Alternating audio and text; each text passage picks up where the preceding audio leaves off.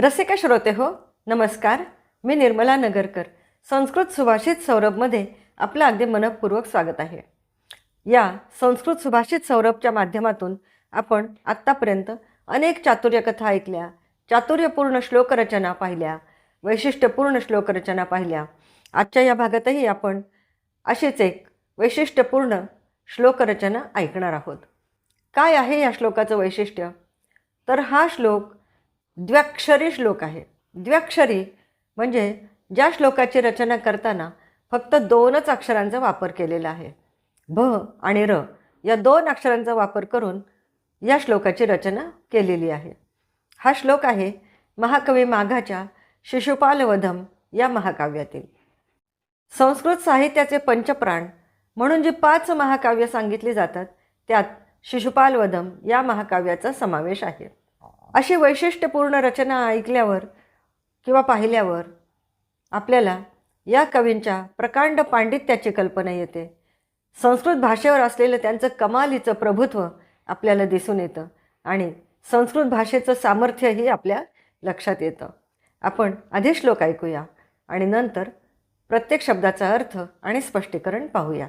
श्लोक असा आहे. भूरी भीर भारी भीर भीरा भूभारैर अभिरे भिरे भेरी रेभी भीर अभ्रा भैर भीरुभी रिभै रिभाहा. नुसता श्लोक ऐकूनच त्या भिरभिऱ्यासारखं आपलं डोकं चक्रावून जातं, हो की नाही? कसं लावायचं या श्लोकाचा अर्थ? या श्लोकाचा अर्थ लावण्यासाठी आपल्याला संधी सोडून घ्यावी लागेल आणि त्यानंतर आपण प्रत्येक शब्दाचा अर्थ बघू. आधी संधी कशी झाली आहे ते बघूया. भूरी भीही अधिक भारी भीही अधिक भीरा. पुढची संधी आहे भूभारैही अधिक अभिरे भिरे. त्या पुढची दुसऱ्या ओळीतील संधी आहे भेरी रेभिभिही अधिक अभ्राभैही अधिक अभिरुभिही अधिक इभैही अधिक इभाहा. असा संधी सोडून घेतल्यानंतर आपल्याला इभैही आणि इभाहा ही 2 नावं किंवा नामं आपल्याला मिळतात. इभैही तृतीया बहुवचनाचं रूप आहे आणि इभाहा प्रथमा बहुवचनाचं रूप आहे. इभ याचा अर्थ आहे हत्ती. म्हणजे या श्लोकामध्ये वर्णन केलेलं आहे ते हत्तींचं आहे. ते हत्ती कसे आहेत? तर इभैही या तृतीया बहुवचनांत नामाचे जी बाकीची पदं आहेत तृतीया विभक्ती बहुवचनातील ती सगळी इभैही या पदाचं या नामाची विशेषणं आहेत. आता बघूया प्रत्येक विशेषण इभैही या नामाला जोडून आपल्याला काय अर्थ मिळतो ते. पहिलं विशेषण आहे भूरी भीही. भूरी भीही इभैही. भूरी म्हणजे पुष्कळ. पुष्कळ इभैही म्हणजे हत्तींनी. अनेक हत्तींनी, भरपूर हत्तींनी. ते हत्ती कसे होते? तर भारी भीही इभैही. भारी भीही भारीन याचा अर्थ ज्याच्याजवळ भार आहे, जो भार वाहतो तो भारीन. मग त्या हत्तींवर कसलं ओझं होतं? या हत्तींवर ओझं आहे कंकट पताकांचं. कंकट म्हणजे चिलखत आणि पताका म्हणजे ध्वज. रणांगणावर युद्धाच्या वेळी मैदानात उतरलेले हे हत्ती आहेत. त्यामुळं त्यांच्यावर चिलखत पण आहे आणि ध्वजसुद्धा आहे. म्हणून ते भारीन. मुळातच ते महाकाय भरपूर वजनदार असे हत्ती आणि शिवाय त्यांच्यावर हा भार आहे चिलखताचा आणि ध्वजाचा, कंकट पताकांचा. त्या पुढचा शब्द आहे भीरा. भियम रांती इति भीराहा. जे भयप्रद आहेत, ज्यांना पाहून भीती वाटते, भयभीत करणारे असे ते हत्ती.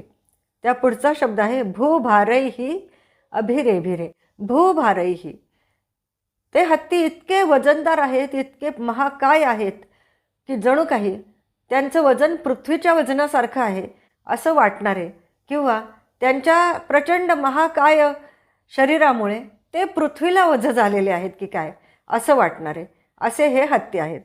आणि पुढच्या ओळीमध्ये अभिरेभिरे हे क्रियापद आहे. परस्परांसमोर उभे ठाकले, परस्परांवर तुटून पडले, एकमेकांवर तुटून पडले असा या क्रियापदाचा अर्थ आहे. त्या पुढचा शब्द आहे भेरी रेभिभिही. ते गर्जना करत होते रणभूमीवर असल्यामुळं गर्जना करणारे हत्ती. आणि त्यांच्या गर्जना कशा होत्या? भेरी रे भी भी. भेरी म्हणजे मोठा नगारा. त्या नगाऱ्याचा जो प्रचंड मोठा आवाज असतो त्या आवाजासारख्या गर्जना करणारे हे हत्ती. नगाऱ्याच्या आवाजाशी स्पर्धा करणाऱ्या अशा या हत्तींच्या गर्जना. शिवाय ते हत्ती कसे होते? अभ्राभैही. अभ्र म्हणजे ढग आणि आभ म्हणजे कांती, तेज. आकाशामध्ये काळ्या ढगांची, काळ्या महाकाय ढगांची गर्दी झाल्यावर जसं दिसतं तसं हे युद्धभूमीतील हत्ती दिसत होते, काळ्या मेघांच्या कांतीसारखे. अभ्राभ, काळ्या मेघांच्या कांतीसारखे दिसणारे हे इभैही म्हणजे हत्ती. त्या पुढचं विशेषण आहे अभीरुभीही. आणखी कसे होते ते हत्ती? अभीरुभीही. भीरू याचा अर्थ भित्रा, घाबरट. आणि त्या विरुद्ध अभीरू म्हणजे न घाबरलेला, न घाबरणारा, शूरवीर किंवा निडर, निर्भय असे हे हत्ती. इभैही, इभाहा. आता प्रत्येक विशेषण आपल्याला माहीत झालं आहे हत्तींचं, क्रियापदही कळाले. मग पूर्ण श्लोकाचा काय अर्थ होतो ते आपण बघूया.